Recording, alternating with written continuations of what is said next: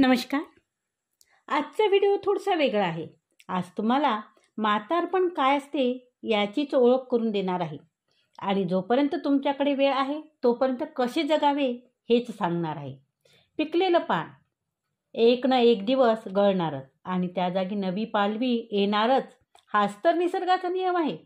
हाच नियम मानव जातीला सुद्धा लागू आहे.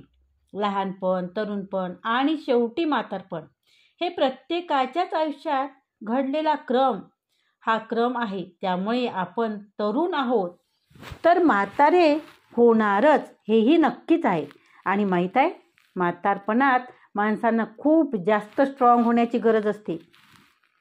म्हातारपण येणे ही एक सत्य स्थिती आहे आणि त्याला आनंदाने सामोर जाणेच योग्य होईल. आणि त्याला सामोर जाण्यासाठी आपण सर्वांनी आधीपासूनच पावले उचलणे आवश्यकही आहे. काय करायला पाहिजे हे समजावून सांगण्यासाठी हा आजचा व्हिडिओ आहे.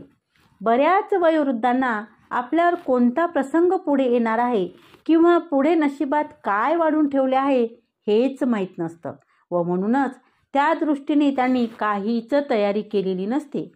वयाची 60 वर्षे उलटल्यावर व त्यानंतर हळूहळू वय वाढत जातं आणि शेवटचा श्वास घेईपर्यंतच्या काळात अशा वृद्ध व्यक्तींची काही गोष्टी लक्षात ठेवण्यासाठी जेणेकरून आलेल्या परिस्थितीला सामोरं जाण्याची मानसिक व शारीरिक तयारी होईल व ह्यावरून घाबरून न जाता काही कारणही नाही, कारण घाबरून जायचं काही कारणच नाही आहे. जसे जसे वय वाढत जाते तसे तसे तुमच्या आजूबाजूचे, तुमच्या जवळचे असणारे लोक हळूहळू कमी होतील. तुमच्या आईवडिलांच्या आणि आजी आजोबांच्या पिढीतील बऱ्याच जणांनी हे जग सोडलेले असेल व समवयस्क असलेल्या तुमच्या मित्रांची स्वतःकडेच बघणे आता जड जाऊ लागले असेल. तरुण पिढी त्यांच्या कामात, त्यांच्या जीवनात व्यग्र किंवा व्यस्त असेल. तुमच्या जीवनाचा जोडीदार सुद्धा कदाचित हे जग तुमच्या आधीच किंवा तुमच्या अपेक्षेपूर्वीच सोडून गेलेला असेल आणि त्यानंतर काय तर उरतं एक नको वाटणारा एकटेपणा. अशा एकटेपणाच्या परिस्थितीत कसे जगायचे? एकटेपणाला सामोर जाऊन उर्वरित जीवनातील आनंद कसा मिळवायचा हे तुम्ही शिकून घेतले पाहिजे. त्यासाठी मानसिक तयारी केली पाहिजे. उतार वयात समाज तुमच्याकडे क्वचितच लक्ष देईल किंवा तुम्हाला दुर्लक्षित सुद्धा करू शकते. तुमच्या पूर्व आयुष्यात तुम्ही कितीही मोठे पद भूषवले असेल अथवा समाजातील कितीही प्रसिद्ध व्यक्ती तुम्ही असाल तरी निसर्ग नियमाप्रमाणे तुम्हाला वार्धक्य म्हणजेच म्हातारपण हे येणारच. आणि म्हातारपणात तुमच्या आजूबाजूला घोटाळणारे लोक, तुमची हाजी करणारे लोक आता तुमच्यापासून लांब राहायला लागतील व तुम्हाला एका कोपऱ्यात गप्प उभे राहण्याची वेळ सुद्धा येऊ शकते. तुमच्यासमोर तुमच्या आजूबाजूला जे काही चाललेले आहे त्याची कुठलाही मत्सर न दाखवता, काहीही तक्रार न करता कौतुक करणे, त्याला पसंती दर्शविणे हेच आता उतार वयात तुमच्या हातात आहे. वय झाल्यावर आता पुढचा रस्ता अडचणीचा व अडथळ्याचा आहे. हाडे कमकुवत होणे, हृदय रक्तवाहिन्यांचा आजार, मेंदू संबंधी विविध विकार, कर्करोग व इतर अनेक आजार तुमचे पाहुणे म्हणून तुमच्या समोर किंवा तुमच्या शरीरात कधीही उभे राहू शकतात व त्याला तुम्ही नाही म्हणू शकतच नाही. तुमचे आजार, तुमची दुखणी, खुपणी यांना तुमचे मित्र समजा, कारण यांच्याबरोबरच आता तुम्हाला उर्वरित आयुष्य काढायचे आहे. तुम्हाला कुठलाही शारीरिक त्रास होणार नाही अशा भ्रमात राहू नका. पण सकारात्मक मानसिकता ठेवणे, योग्य आहार विहार करणे हे आता तुमचे कर्तव्य आहे. आणि यात सातत्य ठेवण्यासाठी स्वतःला प्रोत्साहित करणे तुम्हाला गरजेचे आहे. एखाद्या बालकाप्रमाणे आता आपले आयुष्य बहुतांश पलंगावरच व्यतीत होणार आहे याची तयारी ठेवा. आपण मातेच्या गर्भातून ह्या जगात आलो ते प्रथम पलंगावरच आणि त्यानंतर जीवनातील असंख्य चढ उतार, हाल, अपेक्षा, जीवन संघर्ष वगैरेचा अनुभव घेऊन आपण प्रारंभ बिंदूकडे, पलंगाकडे येतो. इतरांना आपली काळजी घ्यावी लागणार. ह्या अवस्थेत पोचतो. फरक एवढाच असतो की बालपणात आपली काळजी घ्यायला आपली आई होती, पण ह्या टप्प्यावर असं कोणी असण्याची शाश्वती नाही. असं कोणी असले तरी ते आपल्या आईसारखी काळजी घेतील अथवा नाही याची शंकाच असते. असेल तर परिचारिका, नर्सिंग स्टाफ वगैरे अवलंबून राहण्याची वेळ वृद्धापकाळात येऊ शकते. पण त्यांच्याजवळ आईची माया कोठून येणार? चेहऱ्यावर हास्य ठेवून उपकार केल्याच्या भावनेने कंटाळून त्या परिचारिका तुमची सेवा करतील. पण अशा कठीण परिस्थितीमध्ये शांत राहा व न विसरता कृतज्ञता व्यक्त करा. आता जीवनमार्गातील शेवटच्या काळात तुम्हाला त्रास देणारे, तुम्हाला फसवणारे लोक भेटतीलच. त्यातील बहुतेक जणांना माहीत असेल की तुम्ही बऱ्यापैकी संपत्ती जमा केली आहे आणि तुम्ही जमवलेले हे पैसे तुमच्याकडून काढायचाच ते विचार करत असतील. असे लोक करतात.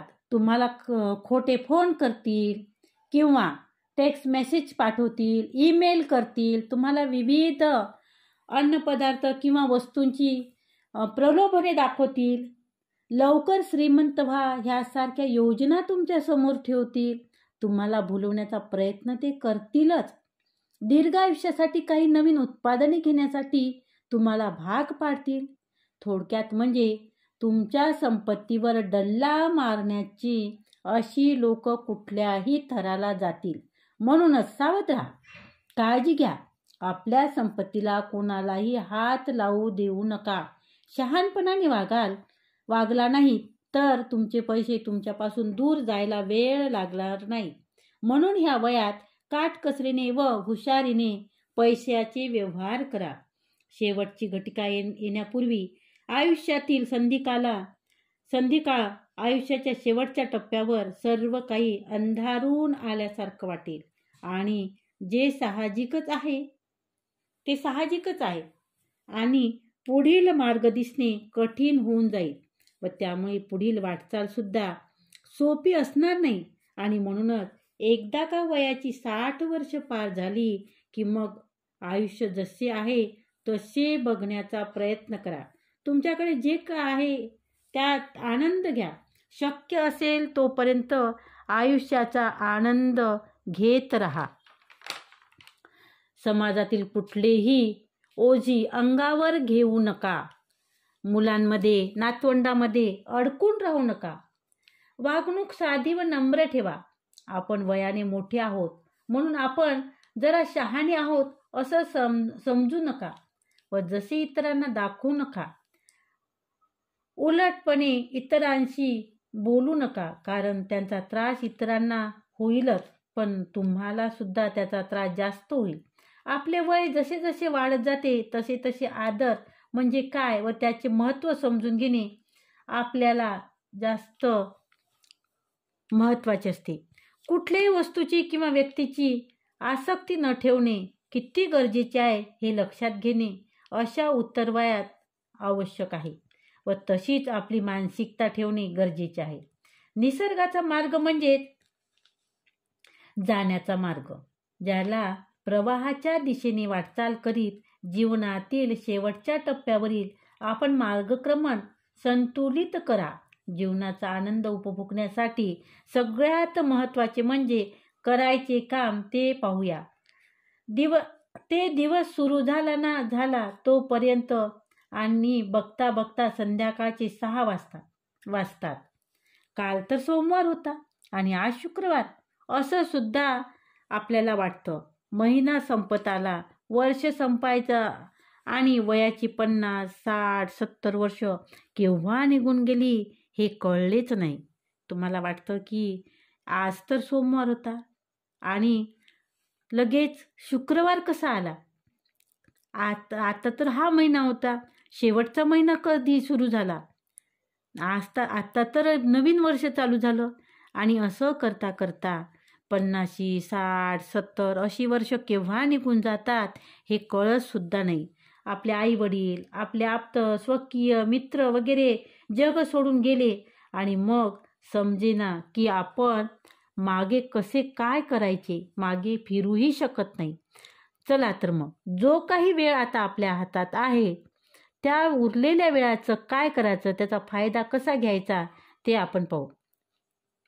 आपल्याला जे आवडेल ते करण्यासाठी आता थांबायचं नाही. आपल्याला आयुष्यात रंग भरायचे आहे. तुम्हाला जे काही आवड असेल ते करा, ते आनंदाने करा. तुमच्या हृदयात आणि मनात चैतन्य निर्माण करा. उर्वरितच्या काळात आनंद जर लुटण्याचा आहे तर मग कुठलीही कमी पुढे ढकलू नका.